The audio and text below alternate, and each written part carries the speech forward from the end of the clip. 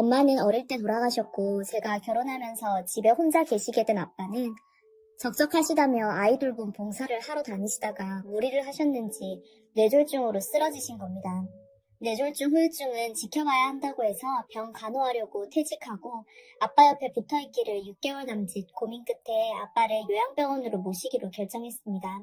언어장애와 식별장애의 후유증이 동시에 오는 바람에 제가 딸인 줄 인지를 못하셔서 옷이라도 갈아입히려고 다가갔다가 두들겨 맞고 말씀을 제대로 못하셔서 조금 언짢기만 하셔도 소리를 지르시고 핑계일 수 있겠지만 제가 옆에서 간호해보려고 계속 시도해봤지만 그럴수록 아빠가 다치고 아파하니까 더는 못하겠더라고요. 저는 한다고 하는데 엄마는 점점 예민해지시고 저는 점점 지쳐만 가다 보니 결국 제가 결정한 방법이었어요. 남편은 제가 퇴직할 때도 2년 정도 아빠 옆에만 붙어있고 간호기간이 길어질수록 점점 예민해지고 지쳐할 때도 항상 응원해주고 제 옆에 지켜줬습니다. 밥 한 끼 제대로 차려주지도 못했는데도 그 기간을 묵묵히 같이 버텨주고 퇴직금으로 아빠 병원비를 충당하고 있었는데 그 사실을 알고 남편이 많이 속상해했어요. 가족인데 남같이 굴어서 섭섭하다고 말이죠. 아빠를 더 이상 제가 케어하지 못하고 요양병원에 모셔다 드리고 돌아오는 날 시어머님께 집에 좀 들렀다 가라고 연락이 왔습니다. 순간 심장이 막 두근거리면서 속이 파르르 떨리고 너무 무서웠어요. 아빠 때문에 2년간 찾아뵌 적도 없었고 지 아빠 요양원에 가져다 버리는 무정한 년이라고 욕할까봐 간호 하나 똑바로 못했다고 욕할까봐 가기 싫다고 남편한테 말했지만 웬일인지 제 말에 대답도 하지 않고 시댁으로 가라더라고요. 시댁 문 앞에 초인종을 누르고 서서 기다리는데 다리가 떨리고 머리가 멍해지고 1초가 1시간 같고 지금이라도 도망갈까라고 생각하는 순간 문이 열렸습니다. 소가 도축장 끌려가듯 무거운 발걸음으로 시댁에 들어서니 시어머니께서 저를 꼭 안아주셨습니다. 저를 아는 채로 어머니께서 말씀하셨어요. 고생했다고. 누구보다 네가 고생했을 거라고. 찾아가 보려고 했는데 신경 쓸 것도 많은데 괜히 더 힘들게 할 것 같아서 가지 못했다고.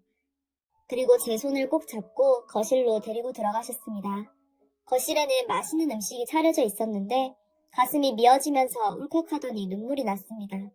아빠 버리고 와서 이걸 먹어도 되는 건가 싶고 뭐 잘난 며느리가 온다고 이런 걸 준비하셨나 하는 생각도 들고요. 뚝뚝 떨어지는 눈물을 흘리며 멍하니 서 있는데 잡고 있던 제 손을 어머니께서 토닥이시며 제 탓이 아니라고 충분히 최선을 다했다고 찾아뵙지 않을 것도 아니고 자주 가서 얼굴 뵙고 맛있는 것도 사드리고 하면 되는 것을 너무 나쁘게만 생각하지 말라고 하시며 저를 위로해 주셨습니다. 그 말을 듣고 저는 주저앉아서 펑펑 울었어요. 아마 위로의 말이 필요했는지도 몰라요. 그럴 수도 있는 거라고 위로해주는 사람이 있기를 바랬는지도 모르겠습니다. 그날 시댁에서 하룻밤을 보내고 집으로 돌아와 후유증 치료에 대해 공부하기 시작했고 시부모님 건강에 대해 신경 쓰기 시작했습니다. 아빠를 요양원에 보낸 후 처음 맞이하는 명절이 되었습니다. 그동안 병간호 때문에 찾아뵙지도 못했고 시어머님과 형님 두 분께서 준비하시느라 힘드셨을 거라 그날은 저 혼자 하루 먼저 시댁에 갔습니다. 시어머님과 조금 여유롭게 장도 봤습니다. 시아버지는 뭐 타러 일찍 왔냐고 하시면서도 내심 기분 좋아 보였어요. 저녁에 시아버지께서 사주시는 고기까지 먹고 음식들을 준비하고 다음날 오랜만에 형님을 봤습니다. 음식 준비를 하며 저희 엄마는 어떠신지 간호는 어쩌고 여기 와 있는 건지 요즘 저의 근황에 대해 이것저것 많이 물으시더군요. 오랜만에 만났으니 그러려니 했습니다. 시댁 식구들이 다 모이고 친척들도 오랜만에 보는 저에게 궁금한 게 많았는지 이것저것 물으시려고 했지만 시어머님께서 대신 얼버무리며 대답하시고 시아버지께서도 대놓고 표는 내지 않으셨지만 한마디씩 어머님 말씀을 거두시면서 불편한 티를 내시니 더 이상 질문하지 않으시더라고요. 명절 당일 아침을 준비하며 주방에 있는데 형님이 다가와서 저에게 작은 목소리로 말씀하셨습니다. 동서는 이제 친정 갈 곳도 없으니까 마무리 동서한테 맡기고 난 좀 일찍 가도 되지? 우리 친정이 여기서 좀 멀잖아. 하시면서 말이죠. 심장에 바늘이 쿡 하고 찌르는 것 같이 아파오는데 저는 갈 곳이 없는 건 사실이지만 이렇게까지 말해야 하나? 하는 생각이 들면서 사람이 참 이렇게까지 미울 수 있나 싶더라고요. 식사 후 정리를 하는데 형님께서 눈치를 살살 보시더라고요. 얘기할 타이밍을 찾으시는 것처럼 설거지는 점점 쌓여가고 밥상이 슬슬 정리되어 갈 때쯤 후딱 조카들 옷을 입히고 형님께서 아주버님께 눈치를 주니 겉옷을 챙겨 입으시더라고요. 반찬을 정리하고 있는데 형님께서 막 달려오시더니 반찬통을 내려놓고 제 손에 형님 겉옷과 가방을 쥐어주시는 거예요. 그러더니 시어머님 들으시라고 아주 큰 소리로 말씀하셨습니다. 어머 동서, 나 벌써 가라고? 설거지가 저렇게 쌓여있는데 혼자 다 할 수 있겠어? 우리 집 멀다고 배려해주는 거야? 이 소리를 들으시고는 시어머니께서 주방으로 오셨습니다. 시어머니께서 오시는 걸 곁눈질로 확인한 형님은 제 손에 얹어있는 겉옷과 가방을 집어들더니 미안해서 어째? 그래도 이렇게 배려해줘서 너무 고마워 하면서 주방을 나섰고 서 계시는 시어머님과 소파에 앉아 계시는 시아버지께 형님은 간단히 인사를 드리고는 가버리셨습니다. 제가 일은 할 수 있어요. 할 수는 있는데 말을 꼭 저렇게 해야 직성이 풀리는 걸까요? 남의 아픈 데를 왜 그렇게 찌르는 건지 이해할 수 없었습니다. 막상 정리를 다 하고 마지막까지 시댁에 남아있으니까 기분이 이상하더라고요.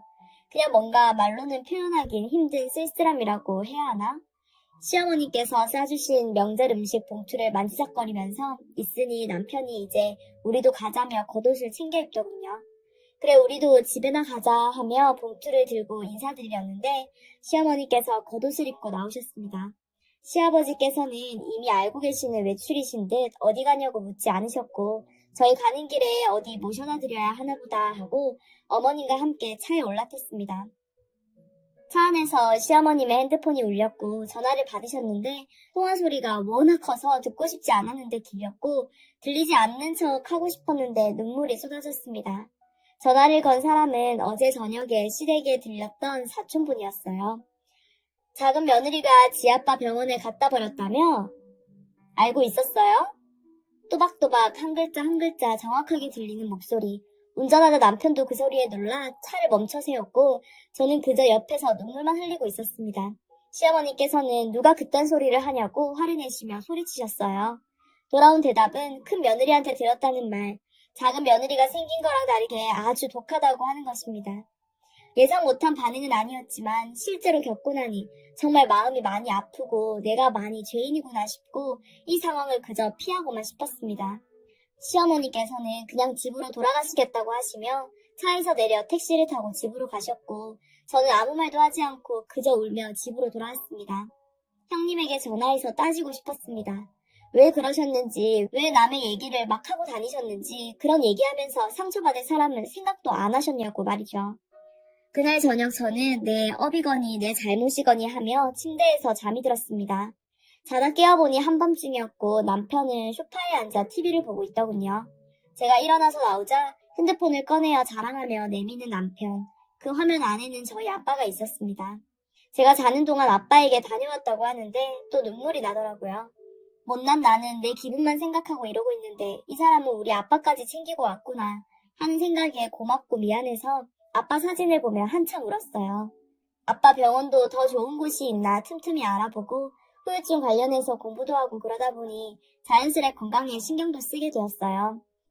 저희 거 영양제 사면서 시부모님 것도 챙기고 건강검진은 무조건 때에 맞춰서 같이 가서 체크하고 가족용 혈압계 사다 놓고 혈당 체크하시는 거 사다 놓고요.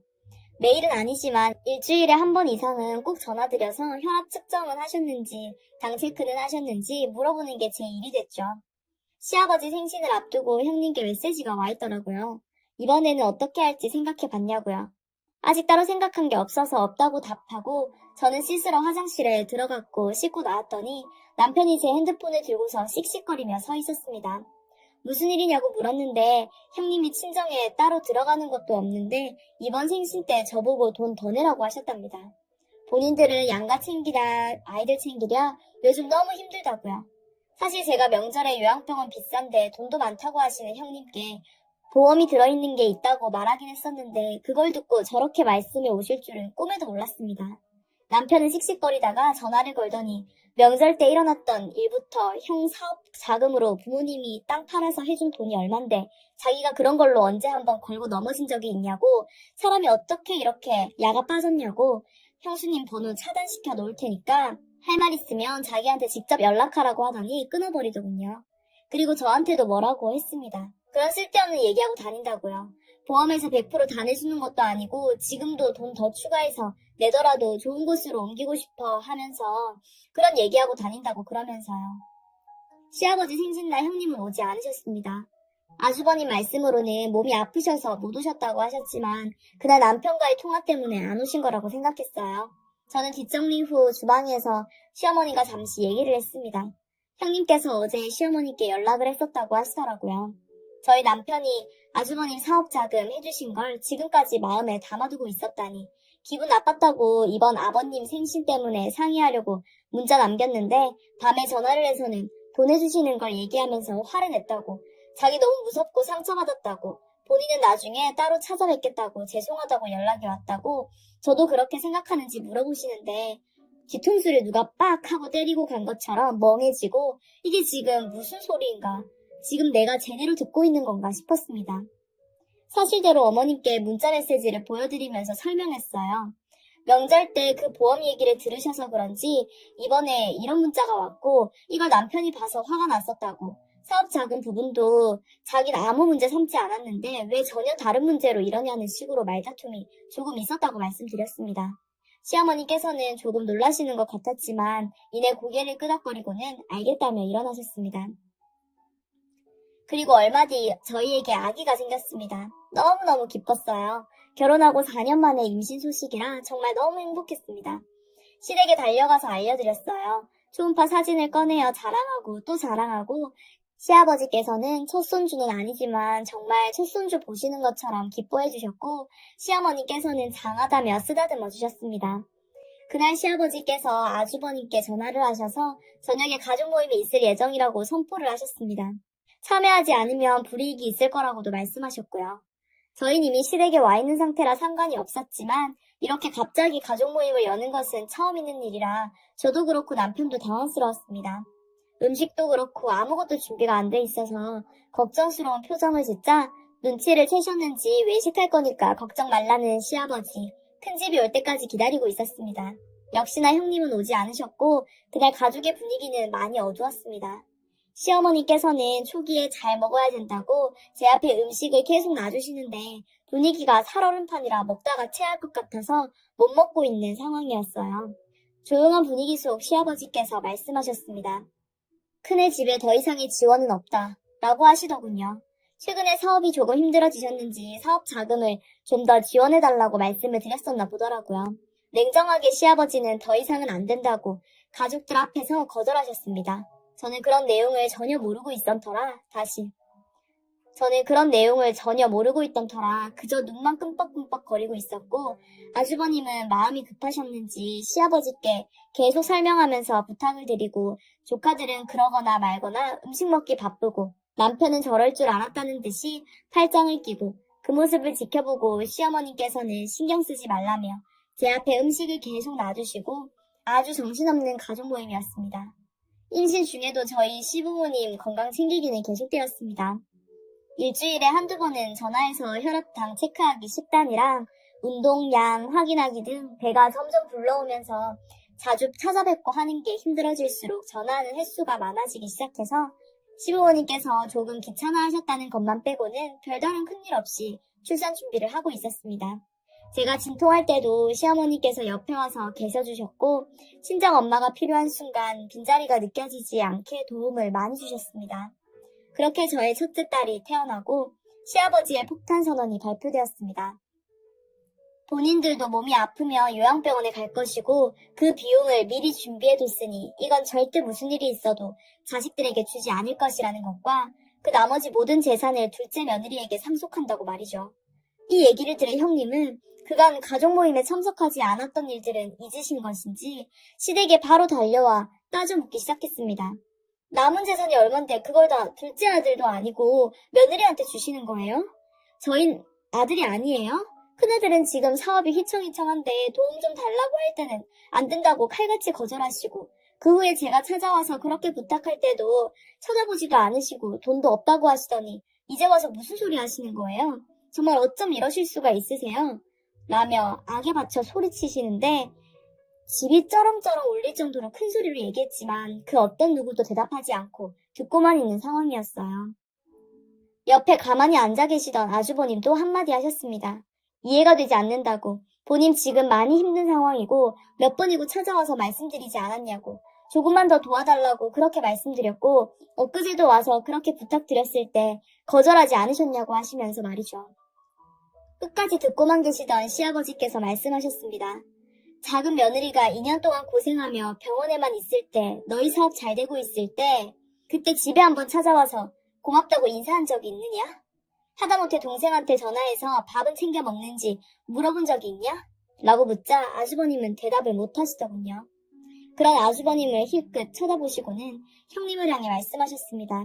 고생하다 돌아온 손 아랫사람을 보자마자 돈 많아서 부모 요양원에 보냈다고 막말이나 하고 뒤에서 행여 말날까 다들 조용히 있는데 사촌들 불러 모아서 윗사람이라는 게 독해서 부모 요양원에 보냈다고 하는 그런 소리나 하고 있고 어쩌면 사람이 그럴 수가 있어?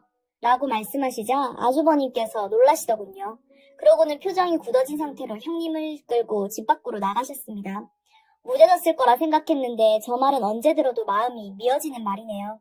착잡한 표정으로 앉아있는데 시아버지께서 저에게 말씀하셨습니다. 내가 주는 돈 절대 남편에게도 주지 말아라. 바로 네 명의로 바꿔줄 테니까 아무도 믿지 말고 꼭 네가 가지고 있어야 한다. 라고 말이죠. 그 말을 들은 남편은 줘도 안 받는다고 딸을 안고서 방으로 들어가 버렸고 시어머니께서는 큰 애들은 또 돈 급해지면 찾아올 거다. 항상 그래왔거든. 쟤네들이 연락 올 때는 지들이 아쉬울 때뿐이야. 그러니 너무 걱정하지 말아라. 그리고 이제 너에게 돈을 다 준 거나 마찬가지니까 아마도 그 돈 받으려고 큰 집 전화를 네가 받아야 할지도 모르겠다. 그럴 땐 시아버지한테 말하라고 하고 끊어버려라. 라고 코칭해 주셨습니다. 시어머님 말처럼 요즘 전 이 형님 연락 때문에 못 살 지경이고요. 전에 남편이 번호 차단시켜 놨었는데 번호를 바꿔가지고 연락하더라고요.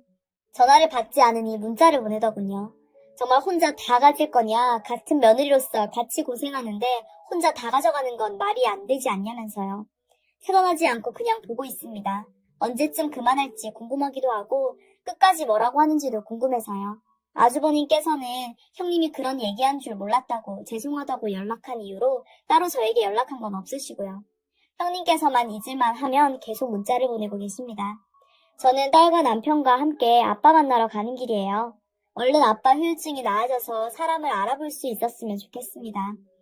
저희 딸을 아빠 기억 속에 한 번이라도 담겨봤으면 싶거든요. 세상에 저를 이해해주는 사람이 최소한 3명은 있어서 저는 이 힘든 일을 잘 극복할 수 있었던 것 같습니다. 그러고 보면 전 참 행복한 사람이죠. 너무 미안하고 항상 고맙습니다.